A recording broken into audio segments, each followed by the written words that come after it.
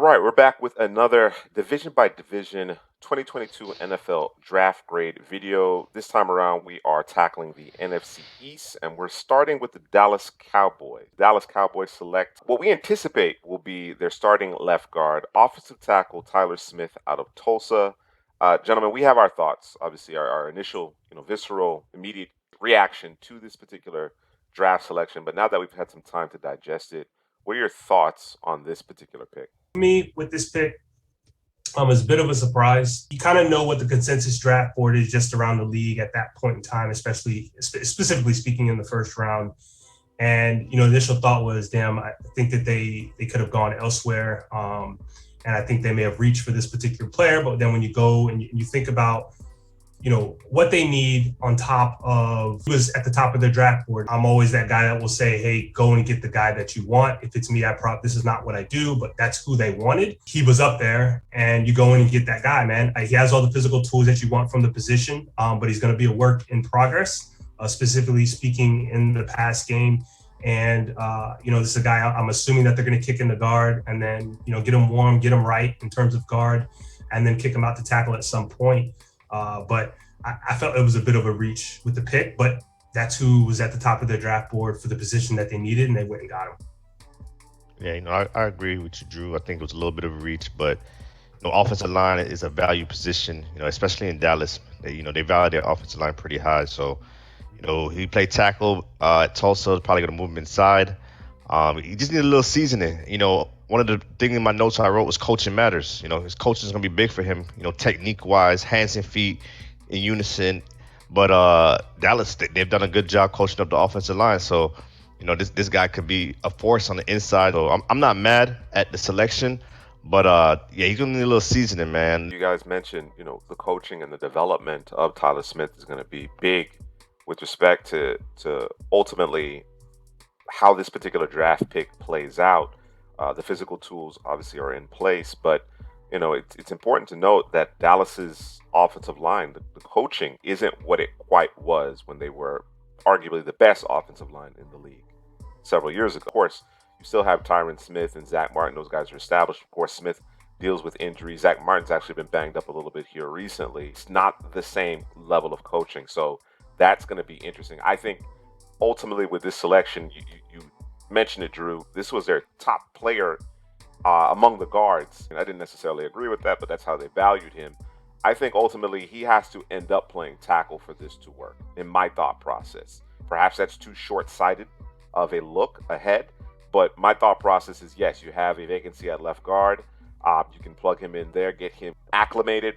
Hopefully that makes Tyler Thibodeaux, the incumbent at center, a better player. And then ultimately you kick him out to tackle because Tyron Smith, of course, has been dealing with injuries and is not playing the full 16, 17 game slate anymore. You know what I mean? He's going to miss some games each year just because of the nature of the cumulative effects of his injuries. So we'll see. We'll see with respect to Tyler Smith. Again, has a lot of tools, but his development is going to be key. And like I said, Dallas doesn't have that same coaching in place that they've had over the better part of the last decade in order to really, be certain that they're going to get the best out of him. That, i.e., the struggles with Connor Williams and Tyler Thibodeaux. You know what I mean? Those guys are guys that we thought would be able to, especially with this particular organization, develop and become solid starters. And you can debate, how good, how bad, how poorly they've played, but certainly it's not what we've expected. Historically, when you talk about Doug Free and Ronald Leary and those guys, how they've played, even though they were considered perhaps the lesser of the group, it just doesn't match up to what they've had recently. So we'll see if Tyler Smith can buck that trend. Moving on to day 2, we have Sam Williams, edge out of Mississippi, and then Jalen Tolbert, receiver we got a chance to see down in Mobile from South Alabama. So he was playing on his home turf.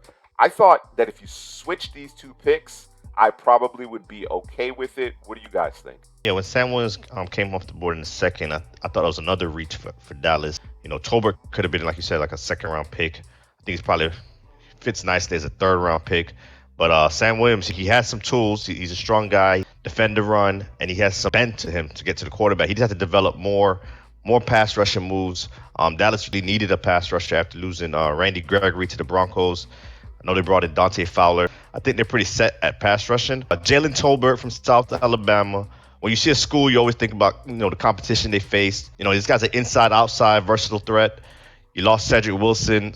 You brought in James Washington from Pittsburgh. But I think this guy carved out a role on the inside in Dallas. I'm going to start with Jalen Tolbert. And he was out there at the Senior Bowl. He was a guy who flashed from time to time.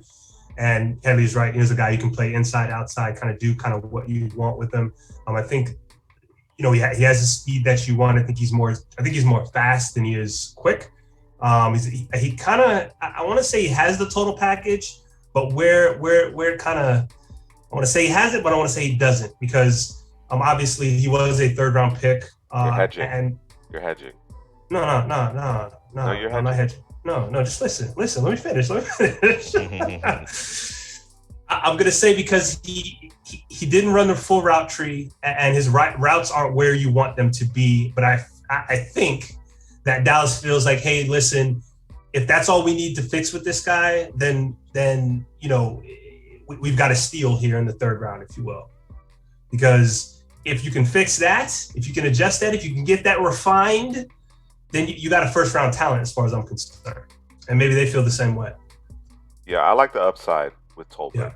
Yeah. Sam Williams was a poorly kept secret in terms of how much they liked him. I think just because of, They do that every year, by the way. Dan Quinn had some input here with respect to that. And I think they have a plan for him, which is good. Again, you can never have enough pass rushers. You can argue whether or not they needed to prioritize him or whether or not he was deserving of a 2nd round selection. But certainly there's talent there, and you put him in that mix, he could develop into, a considerable player. As far as Tolbert's concerned, Drew, I agree with you. I think he is a little bit leaner in terms of his play style. You know what I mean? But that's okay. That doesn't necessarily mean that he can't fulfill a role in Dallas. And just as we mentioned that historically Dallas has developed their offensive linemen very well, not so much here recently, the opposite has become true of the receiving group. They've gotten guys that either were late round draft picks, day 3 guys, or undrafted free agents altogether, and they've come in and contributed. Perhaps not as frequently as you might think, but considering that there's been some injuries, whether it be Amari Cooper, who's no longer there, Michael Gallup, he struggled with injuries. There's been some guys who've stepped up, so I like the landing spot for Tolbert. I was listening to Greg Cosell and Ross Tucker, and Ross Tucker brought up a good point in terms of Dallas going with Sam Williams with the 2nd pick instead of going with maybe a linebacker, or they were saying, hey, with this Sam Williams pick, it's going to kind of lock Micah Parsons into the linebacker position. And they were saying, it made a lot of sense, man. They said, now you kind of don't know where Micah Parsons is coming from. Because, in the mock drafts, we were going kind of linebacker, and you would say, okay, well, then now we can move him down as a pass rusher. And when you do that, obviously, you know where he's coming from. But if he's playing from the linebacker position, he can come from anywhere. You know what I'm saying? Delayed blitz, or come in the A gap at the last minute, or show he's coming and then backs out and then comes later. You know what I mean? You set yourself up to put him in a position to where the offense has to deal with him and you don't know where he's coming from. If you go and you draft a linebacker to replace him, now you have to move him down from the edge, and you can plan for that, right? We can chip him, we can double team him, we can run game on him. But if he's coming from the 2nd level, you have the advantage as a defense. So maybe that's what the thought process with Dallas is. It makes sense. I like it. I really wasn't thinking of it like that pre-draft, but now post-draft, it makes sense to me. Perhaps they have some additional insight that we don't. But on the surface level, I tend to disagree. You know what I mean? Not that what they're saying is wrong, but I don't know that drafting a linebacker pigeonholes Micah Parsons as an edge guy. You know what I'm saying? It was just to free him up. Because we're expecting Jabril Cox to be back. Of course, they bring back Leighton Vander Esch. I don't think he's part of the long-term plans in Dallas. But, you bring a guy in, we kind of batted around the idea of Devin Lloyd, right? Where you start to get interchangeable in terms of who's playing at the 2nd level, who's lining up on the edge. You want to move Parsons around regardless. I think you have less talent at the 2nd level of your defense. Hence, by adding more talent there, you can still move Parsons around. That was kind of my thought process. I don't know that drafting a linebacker negates Parsons being able to be, deployed in a number of different ways so that you don't necessarily know where he's coming from. You can play him next to whomever you selected at the 2nd level still. So I don't. Perhaps, like I said, perhaps they have an insight that we do not have with respect to that. But like I said, at the surface level, I tend to disagree with that notion. We move on to day 3. Dallas was very busy. They had a pair of compensatory picks, made a few trades. Well, of course, one of their trades was prior to the draft when they let Amari Cooper go for a 5th-round selection. Prior to that selection, though, they selected Jake Ferguson in the 4th round. I think they may have missed out on the tight end that they may have coveted, but Jake Ferguson is a solid consolation prize. Hadley, your thoughts on the tight end out of Wisconsin? I think he's solid. He blocks the whistle. He'll be in the position he need him to be. I can say this about Jake Ferguson. I think he's not the new age tight end, but he's not an old school tight end either. I think he's somewhere in the middle. I actually see a similar, development curve to Dalton Schultz here. You think so? I think Ferguson might be a little further along from a pass catching standpoint out the gate. Right. But you think he's more athletic? Yeah, than, slightly. Than Schultz? Well, I wouldn't go that far. I guess okay. I think they're similar. I think they play similarly coming out of college. Now, Schultz hasn't necessarily been as effective as an inline blocker as I had anticipated coming out of Stanford. I think Ferguson can kind of pick up the slack there, but I kind of see a similar skill set with respect to them entering the league. 5th-round selection that they acquired, they selected Matt Waletzko, offensive tackle from North Dakota. Again, we saw him at the Senior Bowl. And Drew, your thoughts on Waletzko, having seen him live? I mean, when you look at him being 6'8", you already know what one of his problems is, right? Mm-hmm. Leverage. And if you're dealing with guys who can get low and who have long arms, especially guys who can get low and have long arms, I mean, it's a struggle. You gotta stay low, man, and standing at 6'8", that's tough. I remember watching him early before college football season actually started, and I thought he was a good tackle. I think he has all the tools that you want from the position. Yeah, definitely. He's aggressive, but man, you got to stay down, man. I'm watching somebody from the 2023 class right now, and they go through the same thing. It's just you tall, and it's just kind of, you got to figure it out, man. Otherwise, it's not going to matter. It was certainly a traits-focused selection here. I think he has the size, the build that Dallas is looking for out of their offensive tackles. However, to your point, he struggles with speed. He struggles with leverage. There's a lot of work to be done here. And again, historically, if you were telling me that Bill Callahan was the offensive line coach, then I'd be like, okay, no problem. But considering that they don't have that same coaching infrastructure in place, I wonder about his ability to get up to speed as quickly as he needs to be, because, I think in a perfect world, Tyler Smith perhaps remains at guard and Waletzko is your long-term answer at tackle. You know what I mean? In a perfect world. Now, of course, he's a day 3 pick, 5th-round pick. He may be destined to be a swing tackle at the end of the day. So we'll see ultimately how that works out. Actually, the Cowboys had a trio of 5th-round selections: Deron Bland and Damon Clark. Looking at his whole class now, it looks like Dallas went a lot with traits. Yep. More than, guys that's kind of ready now that they feel like, okay, this guy Bland ran a 4.4, he's tall, long arms. We could coach him up. We could coach him up on the technique. So, just like the tackle from North Dakota, Tyler Smith's another guy like that. Even Jalen Tolbert, to a certain extent, is, a traits guy that maybe needs some seasoning, maybe, some more coaching, some polish. Exactly. Yeah. And I know you guys are going to get to Clark also. So it seems like Dallas has found guys that fit their traits board. Like, okay, he has a size, speed, and we're just going to coach him up, man. And especially like in a Dan Quinn defense. This is a 4-3, cover 3. You like the guys with the traits, because we're not asking you to do too much thinking. We just want you to attack. I mentioned the trio. It's actually 4 5th-round selections. Oh, man. Yeah, Ridgeway also. Yeah, I really like the Clark selection quite a bit, and Ridgeway too. But Clark is probably my favorite draft selection in the Cowboys 2022 draft class. A spinal neck fusion surgery is the reason why he ended up in the 5th round. But, he's the guy. He's the guy, Drew. You know what I mean? That frees up Michael Parsons as far as I'm concerned. If he's healthy, and I don't anticipate him playing in 2022, he may just have a red shirt this year. I thought he had day 2 film. I think he could have been a 2nd-round selection and been perfectly fine with that. He has the goods. It's a matter of him staying healthy. I know you like Ridgeway quite a bit, Drew.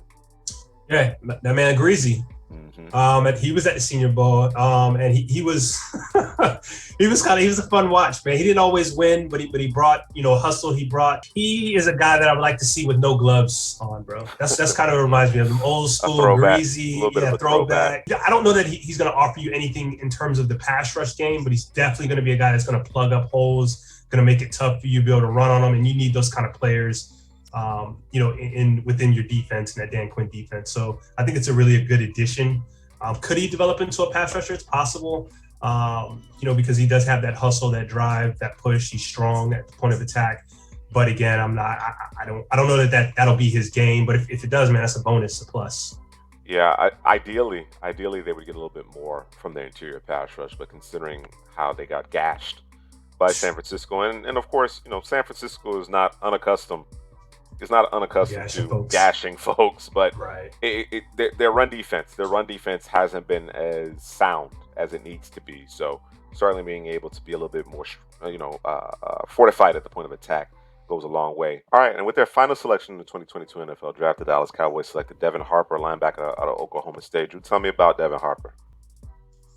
Sideline to sideline guy, and this is what Headley was speaking about earlier.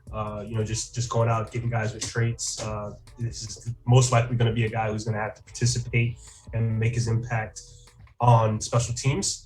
And maybe at some point, if he can, be able to defend the run, see the field in terms of down 1 to 3. Down 1 to 3.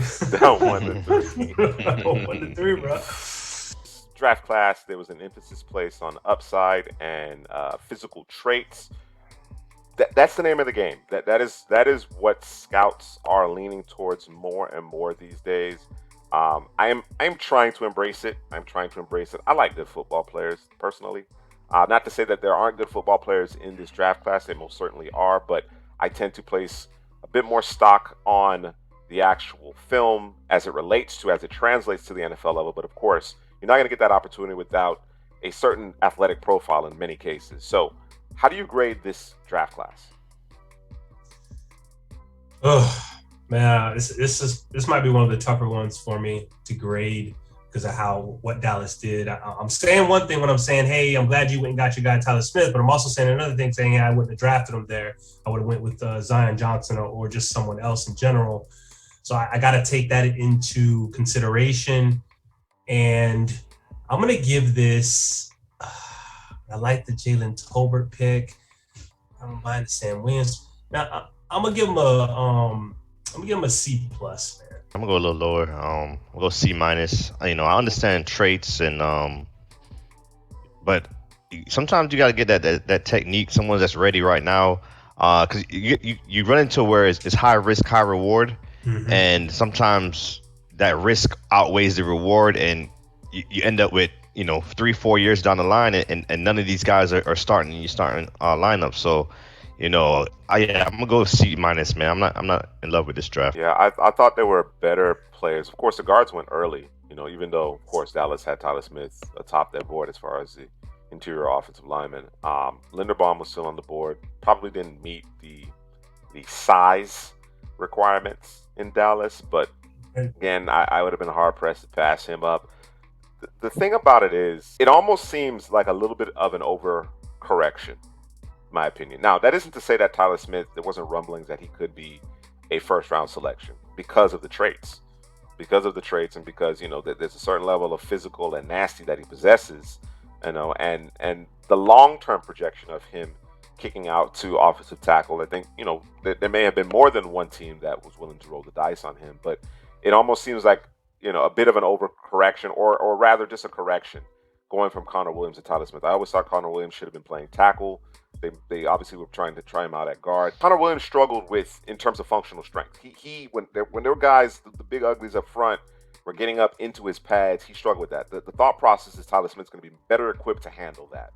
So I think this really comes down to, okay, long term, can we kick Tyler Smith out? And is he going to make Tyler Biadasz a better player? We already know what Zach Martin's going to do. We already know what Tyron Smith's going to do when he's healthy in the lineup. You know what I mean? So that's where it starts. Day two, again, if you swap those two players, I'm okay with it in the grand scheme of things. I like Jake Ferguson a little bit more than probably most. You got a lot, again, you mentioned it, Headley, very traits focus-centric draft. Deron Bland is very intriguing considering the type of defense that they're running. He certainly fits their scheme. Love the Clark pick. I think he comes at value because of the injury concern. Ridgeway is another solid pick late. So I'm with Drew. I'm gonna go with C+. Because there are good players in this draft. Perhaps didn't get necessarily the best value, but I think there's some quality players in a class that may have some reaches in it as well. So it's a mixed bag. So I'm gonna go with a C+.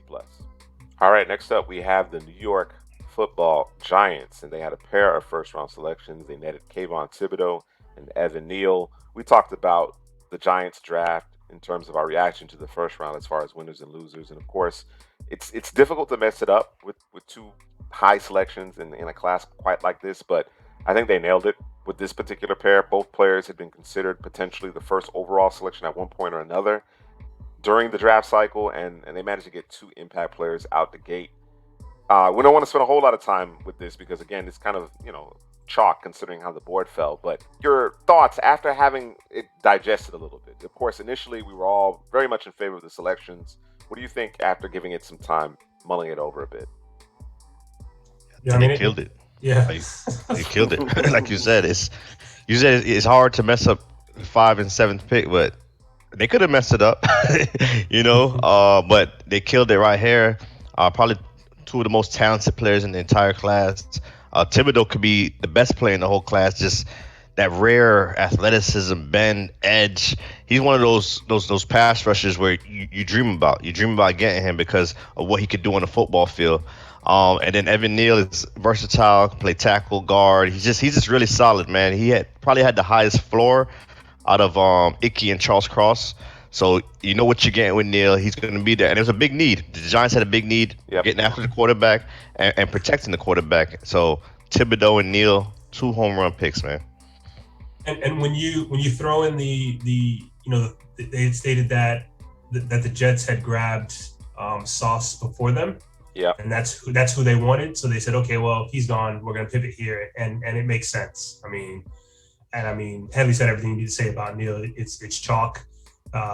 He is the safest floor player. I don't see him being a bust in any way, shape, or form. You can play him in 2 different positions. So I mean, they did what they needed to do. They didn't go outside the box. They stayed within the box, did what they needed to do to rush the passer and protect the quarterback. Makes too much sense.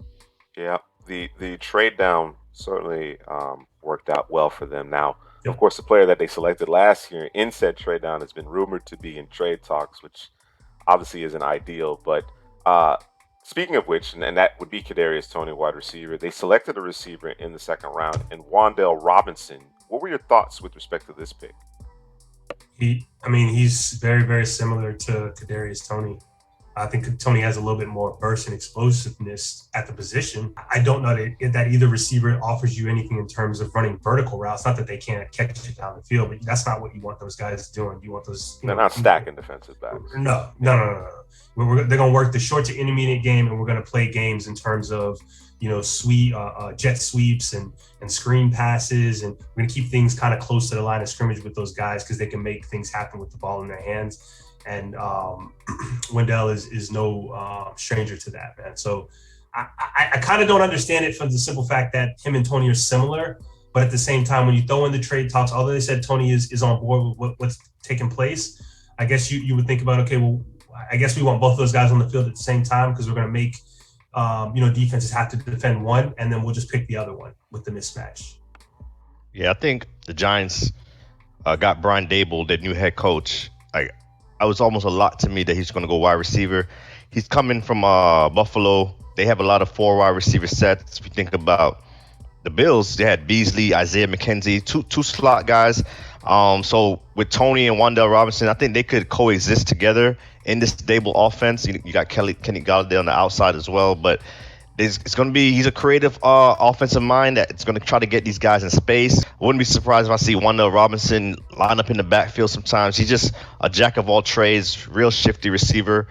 Early in the 2nd, I thought it was a little reach. I thought it was better receivers on the board at that point, but they just got a guy that matches what they're trying to do on offense. Yeah, certainly trying to recreate some of what they've created in Buffalo from an offensive standpoint in terms of their passing game, the dimensions to their offense.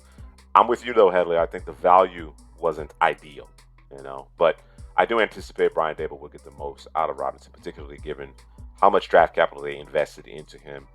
In the third round, they had a pair of third-round selections. They went with Joshua Ezeridu, a guard out of North Carolina, and they followed that up with cornerback Cordell Flott from LSU. Drew, these two players, your thoughts on them? With Ezeridu, I just think this has to do more with the fact that he played both tackle and guard, and he's versatile, and he's a guy that we can plug and play if need be, but may just end up being the swing tackle for them. And then with the quarterback out of LSU, Cordell Flott, this is a guy who, when you're watching LSU football, he just shows up, bro. Number 25, he just shows up. He's always around the ball. He's the guy with the swag and the ish talking to any receiver. The receiver can, because Flott's, he's not that big. Receivers usually are towering over him, but he's got words from looking up at him, talking. He's always making a play on the ball. And he's I'm not gonna say he's an outstanding tackler, but if he gets a hold of you, you're probably going down. Just released James Bradbury. Didn't think they were gonna keep him anyways when he's a $10-12 million hit in terms of the cap. This might be the player that replaces him, and they're gonna play some zone over there. So, and I think Flott would do well in that scheme that they're gonna run there. I think Ezeridu might be in the conversation to compete for a starting position. I don't know. With Will Hernandez moving on, I don't know that they're so solidified, the interior of their offensive line, that he wouldn't compete. You know what I'm saying? I'm not suggesting that he will start at the end of the day, but I'm not convinced that he won't be given the opportunity to earn a starting gig in New York. I think throughout this whole draft class, looking at it right here, they filled a lot of needs. Ezeridu, it's like wide ranging on him. He's like, you gotta love him or hate him. Some people had him. No consensus on him, but they definitely need some interior offensive line. Like you said, Will Hernandez is no longer there. He kind of struggled, so bringing in a guy that can compete. And with Flott, like you said, no Bradbury, but it's interesting to see where they will play him. He seems to be more of a nickel corner. And they already have Darnay Holmes over there also. I think the Giants need more corners. He's oily hips, always around the football, and he makes plays. We move on to day 3, pair of 4th-round selections as well as 5th-round selections. Daniel Bellinger and Dane Bolton, tight end out of San Diego State and safety out of Iowa, respectively. Of course, Evan Ingram is no longer in New York, oft-injured Evan Ingram. You bring in Daniel Bellinger. First of all, you mean I can't catch Ingram, Evan Ingram? Because what Bellinger can do? No, that's I'm saying. You missed that out. You left that out, so I'm gonna fill it in. I got you. Fill in the blank. Remember that in school? I filled in the blank. I got you. Bellinger is gonna do what Evan Ingram could not do, which was catch the football and be reliable for the quarterback, because that's what he can do, and that's what he's gonna be brought in to do. I think he's a little bit below serviceable in terms of the blocking game, but I just think that's one piece that was missing within, giving Daniel Jones a weapon. I mean, Evan Ingram can get to the spot, bro, but you got to be able to catch the ball, and Bellinger's going to do that for you. So I do like that pick a lot. But Belton, he has a lot of ball production. He breaks on the football, always around the football. So, Belton's going to probably be competing with Julian Love for that strong safety position. So as we make our way through the New York Giants 2022 draft class, we have Micah McFadden, one of 3 5th-round selections, followed by DJ Davidson from Arizona State, Marcus McKeithen, another guard from North Carolina, Ezeridu's teammate, and Darian Bevers, whom I thought would be selected much, much earlier. I think he's a bit of a steal. You did not. No. You did not. Why is that? I mean, he's just a downhill player. He's the linebacker that when you talk about 2-down players, that's what he is. He's a 2-down player. I don't want him in space. I don't want him running sideline to sideline. I want him coming down, filling the A gap, filling the B gap, taking on the fullback. Although that's a dinosaur position. He's not fluid, and the crazy part is he's not that big either. You can see that the Giants went back to the well at North Carolina. They went with Marcus McKeithen, and obviously they went with the Ezeridu earlier. So they got a little maybe a pipeline there. They got a little pipeline. That's at NCAA 14. Is that what it is? Bring it back. Bring NCAA back. Let's grade them up, man. What grade do you give this Giants 2022 NFL draft class? You know what? I'm gonna do it, man. Let's give them an A. At the top, it's just home run, home run. That's a back-to-back home run right there. That's 2 runs already right there for you. Wan'Dale Robinson, I thought a little earlier, but I get it with the fit with Dable. I think that both the guards from North Carolina, I think they could come in and eventually, start, because of the lack of talent the Giants have on the interior of their offensive line. Flott and Belton, I think these guys are always around the football and plays with a certain aggressiveness that you want to see. I still think they need another corner, maybe another 2 corners on the outside, but all in all, I think it's a solid draft. And Bellinger is just, I think nowadays with the tight ends, you're not going to get much production in college, so you want a guy that could run, that you see potential in, and hopefully he could be a pass catcher in the league. With the first 2 picks, obviously those are A's, makes too much sense. Then you drop to the second pick, and it's like, God, I think they drops him just a little bit. Drops him a little bit. I'm gonna give him drops him down to about an A-, B+ ish range there, because I feel like they could have went with a different receiver when you have 2 of the same receivers on the field and they're not. I mean, I guess I don't know. I don't like it when they have 20 on the field. That's all I'm gonna say there. Maybe they had a trade in place. Maybe it fell through at some point. Maybe we'll hear about it later. And Azedadu, in terms of the offensive line, they need that help there. And I love the Flott pick, or Flott. Let me know down in the comment section. I love that pick. I love the player. I love the attitude. And Bellinger makes too much sense in terms of what you lost in Evan Ingram. You're going to get that back in Bellinger, maybe plus some. And Belton is a guy who I think he just needs to play the position more, needs some refinement in terms of coming downhill and making plays, whether on the ball, making more plays on the ball, or, making tackles. And then I do like the 2 linebackers they got. I like where they got Beavers, and I think they got McFadden where they should have got him. And they're similar, but they're not the same, if that makes sense. So I'm gonna give them an A, man. I'm gonna give them an A. I'm gonna leave them at an A. Yeah, I'm not as bullish on their day 2 or day 3 as it appears that you 2 might be. So I'm gonna go with a B+. It is a very good class. I don't think it's a great class. I think it's a very good class, and ultimately, time will tell exactly how great they can be overall. But top to bottom, very, very good class. So B+ here. All right, we're halfway through our draft grades for the NFC East, pursuant to the 2022 NFL Draft. Next up, we have the Philadelphia Eagles, and they have all of 5 selections. Of course, the Eagles, Howie Roseman kind of playing for now, but also with an eye to the future. So, of course, they only have 5 selections in the 2022 NFL Draft. They start by trading up a bit to get Jordan Davis. They started with 3 first-round selections. They ended up with 1. Of course, you can add in A.J. Brown as part of this draft class. They use the 2nd first-round selection. Of course, the 3rd they traded to the New Orleans Saints. Let's start with Davis.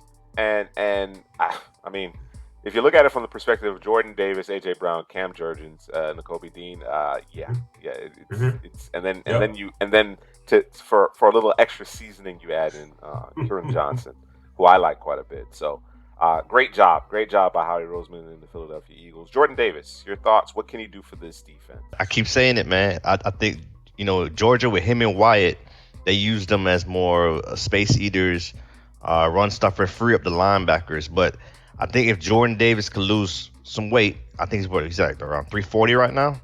Get to like 310, 315, 320. It's a big if, but we see another guy like Fletcher Cox in there that could, develop his pass rushing game, because he's a load to handle when he can shoot a gap and separate and get to the quarterback. So I like Jordan Davis' upside as a pass rusher. We'll see if they put him in that position if he does lose the weight. I said double-digit sacks in the last video, but I'm going to be more conservative and be around 7.5, 8 sacks. And I think Philly's going to allow him to do that. I think it's a good selection. This was a team going into the draft. When you saw the mock drafts, looking at their depth chart, he's kind of wondering, like, okay, who he's got guys that are leaving, got guys that did come back, but they needed help on that defensive line. It was an eyesore for them, and Davis is coming and making an immediate impact, like you said, next to Fletcher Cox, teaching them. And I agree. If he can drop some weight, man, I mean, I'm trying to see him at his fullest potential. Not just plugging up holes and stopping the run and all that. I think this guy does have some pass rush chops, and I think he could be special for the Philadelphia Eagles, man. Just are the Eagles going to allow him to do that? Or are we going to say we're going to stay at that weight and rush the passer with that weight? I don't know about that.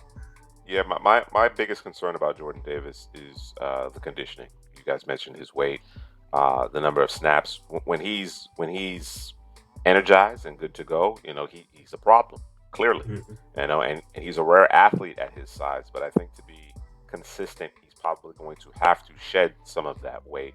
I don't have necessarily a problem with the selection, or even the move up for him, considering they're trying to kind of rebuild this offensive, or rather defensive line. The A.J. Brown trade, I think that one speaks for itself. I think it caught some of us by surprise. We figured that they would draft a receiver, but they said, you know what, let's push our chips to the middle of the table, give Jalen Hurts every opportunity to be successful, go get him a veteran, a young veteran at that for that matter, pay him, get him situated and run it. So of course that's part of this draft class. Cam Jurgens is a guy that I know you liked quite a bit, Headley, based on what you saw on tape. So did the incumbent Jason Kelce. Apparently he was a big part of the decision to select his eventual replacement in Jurgens. I think he fits the scheme perfectly. Ideal skill set for what they want to do there in Philadelphia. Before I let you get to Jurgens, Nakobe Dean, perhaps the steal of the draft. Of course, they're talking about the medicals. He said that he's absolutely fine. I think this could be somewhat like the JOK situation, where teams overthought it a bit. Doesn't necessarily have ideal size per se, but he's just such a good football player. His football intelligence, his IQ. Linebacker has been an eyesore in Philadelphia for an extended period of time. To get him and Johnson, a guy that is a nice speed size company. He's more of an edge rusher, but he has experience playing off the ball. I really like what they did there, because you could argue. I certainly wouldn't have batted an eyelash if they had perhaps prioritized Devin Lloyd in the first round. I'd have been just fine with that, considering the depth along the defensive line in this particular draft class. So they decided to go the way they did ultimately, and they addressed the first two levels of their defense. They get their pivot long term, and then they add in a Grant Calcaterra, tight end from SMU, for some seasoning. Guys, their day 2 and day 3 selections, your thoughts on them? Kelce picked him, bro. I don't like, okay. Done and done. Yeah, wrap it up. Wrap it up, put a bow on it. Let's walk out. Present under the tree. Let's get it. Nakobe Dean, I think part of it was the medicals, but it's also he didn't run. So if you're going to be that size of linebacker and you don't run, we can't see it, although it's on tape. I don't know what else they need to see, but teams are fickle when it comes to those things. It makes you think you're small and you didn't run and you got some medicals. What's really going on here? Are you trying to pull the wool over our eye? Like what's really going on? You know what I'm saying? But at the end of the day, if we're getting what we saw on tape, you can wrap it up, put a bow on it. Yeah, I think there's no risk. Right. There's no risk here in the third round. You know what I mean? Again, I'll argue that he shouldn't have lasted as long, despite the fact that there was some medical red flags and he didn't run because of the tape. But there's no risk at this juncture. Yeah, like you said, man, I like Jurgens as a prospect. Zone scheme, he fits it to a T. He could get to the second level. He's nasty, moves well in space. A lot of characteristics Kelce has. Kelce probably seen a lot of himself in Jurgens, but the thing about Jurgens though is he's not strong. If a guys line up over him, I watched the Perrin Winfrey tape, and Perrin Winfrey powered through him play after play. So we're not expecting him to start right away, which is good. He could hit the weight room, get stronger, and he could be a Pro Bowler, man, if he develops, because of that speed, that quickness, and that ability to get to the second level.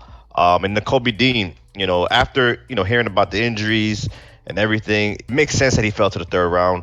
I think it's a steal for the Eagles. I think he was the second best linebacker based on the tape, the awareness, the anticipation. He's explosive. He's explosive from the second level. He might not be a 40-yard dash guy, but within them first 15 to 20 yards, even 5 to 10 yards, and getting after the quarterback from the second level. Yeah, cover ground. I definitely think he'd be a steal for the Eagles that needed a linebacker. And also, Kyron Johnson showed great tape as an edge, but the size concerns might make him be a second-level guy. So like a tweener, exactly. Yeah. So he's just going to be probably a special teams guy to start out with. But those Davis, Jurgens, Dean, and the AJ Brown. I know we were talking before the class of what receiver matches well with Devontae Smith. It's AJ Brown. The answer is AJ Brown. So Jalen Hurts has two guys there that could definitely produce at a high level. Not to mention Dallas got it there in the middle of the field. I want to ask you guys real quick before we levy this grade. Who's playing corner opposite Darius Slay? Don't matter. It's an issue, right? Does it matter? It don't matter because they play zone like nobody's business. It don't matter. Okay. Yeah. Vontae Maddox. Yeah, he's more of a slot guy, I guess. I don't like him. He scares me. I like Avante. Maddox is solid, especially in that scheme. Yeah. Okay. Yeah, in that scheme. Yeah. But I would have liked to see them address the corner position. I would have liked to have seen it, even despite the fact that they play a lot of zone. Out there. Yeah. There's going to be an opportunity to find a veteran to be able to plug in, but we're talking about the draft class in of itself. To not get a corner is the reason why I'm going to go A-. They didn't get any corner in this particular class. Of course, again, grabbing AJ Brown, having the Kelce replacement in tow, Jordan Davis, the upside that he possesses, Dean, perhaps the steal of the draft, Johnson, again, 6th round. To get a guy who can get after the passer and give you that kind of athletic profile, those types of athletic traits, could effectively be, a gunner, a guy covering your kicks, leads your special teams and tackles, is really impressive. So I'm gonna go A- because they didn't get that corner, nor a running back. And I think all their running backs, of course, running back, how people treat the running back position, dime a dozen, whatever the case may be. We could find a guy anywhere, but the fact of the matter is that they don't have anybody under contract beyond this year. In that room. So with those two needs that weren't necessarily addressed, I go A-. I'm gonna go an A. I do think the corner thing is a concern, but I'll leave it at an A. And I think an A+ would have, if they had gone and got a corner, that probably gives them the plus. But I'm gonna give them an A there. And real quick on Grant, he's a receiver masquerading as a tight end.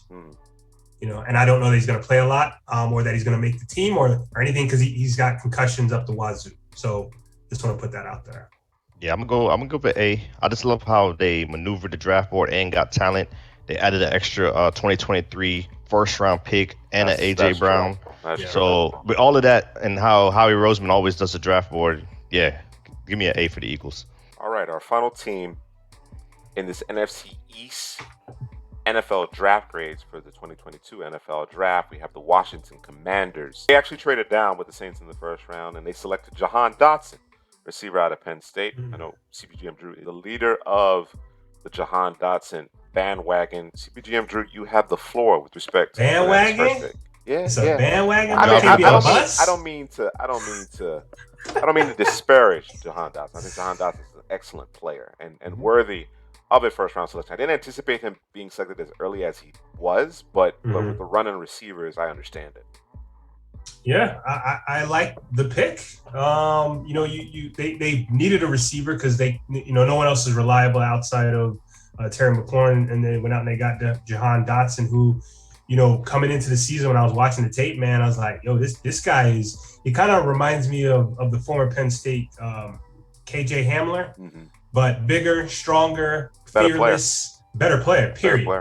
You know what I'm saying? If I say you're getting a better Hamler, you know what I'm saying? Like you're gonna take that, right, and run, right? So I really do like the pick. I know a lot of people didn't like it, but again, like you said, there's got to be context put in there. You can't just look at you can't just with the 16th pick overall after trading down, they went and they got Jahan Dotson, who some people thought was a solid second round pick. There was a run on receiver, and sometimes with the context of there was a run on a position, you got to go and get the next guy, and he was the next guy. I think we even without knowing for certain, I think you have to imagine right, that after London goes off the board at 8, Wilson at 10, here you are sitting in the 11 hole with your pick of Traylon Burks, Jamison Williams, Chris Olave.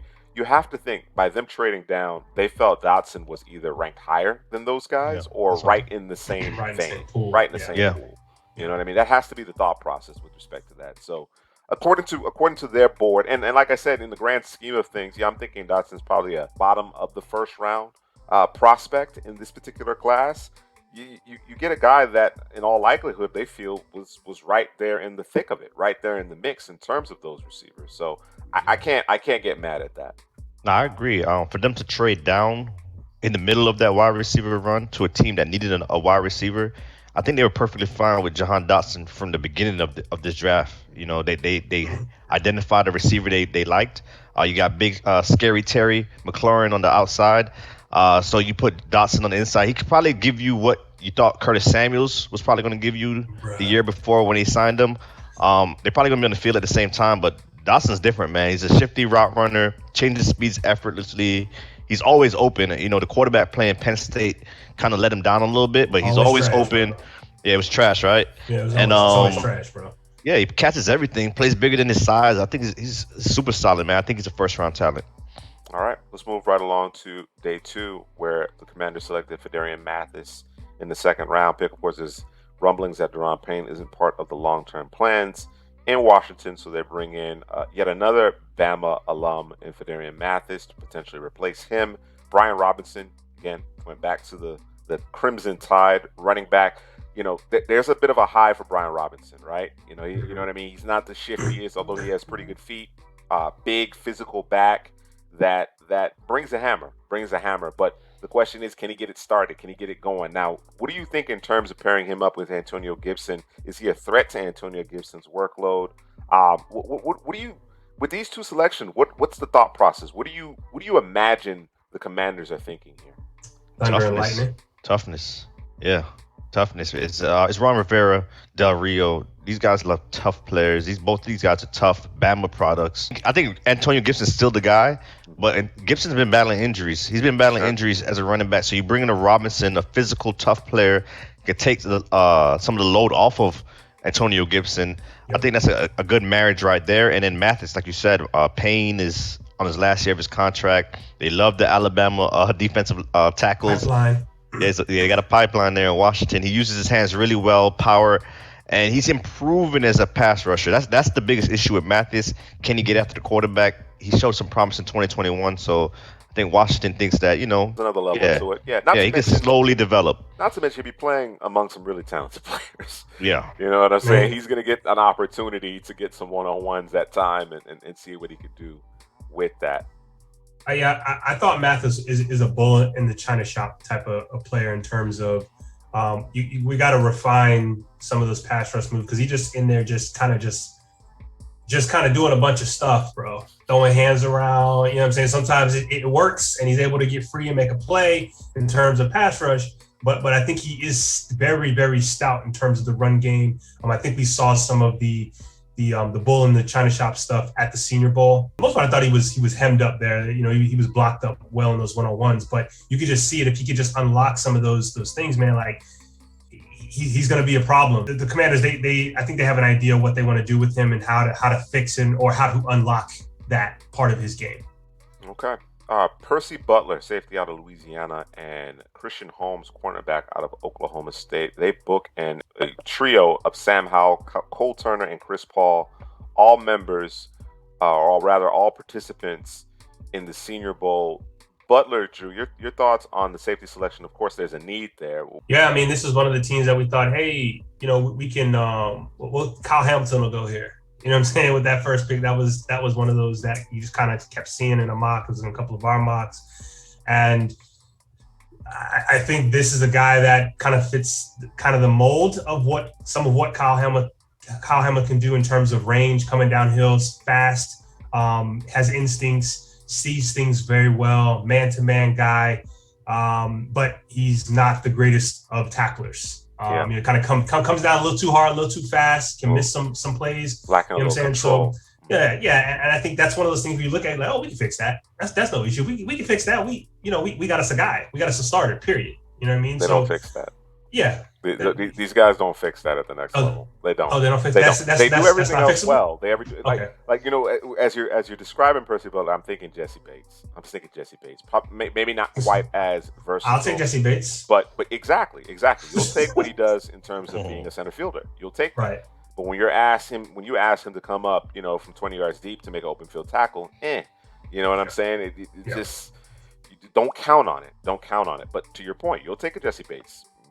Most people will, including me. You know what I mean? Considering what he does well. Probably my favorite selection among these picks, as far as value is concerned, is Sam Howell. You know what I mean? That there's a fairly full quarterback room here in Washington, but I like what I saw from Howell. I like his resilience. I don't think he was great during the Senior Bowl, but he certainly demonstrated his typical moxie, perhaps the best deep ball in the class.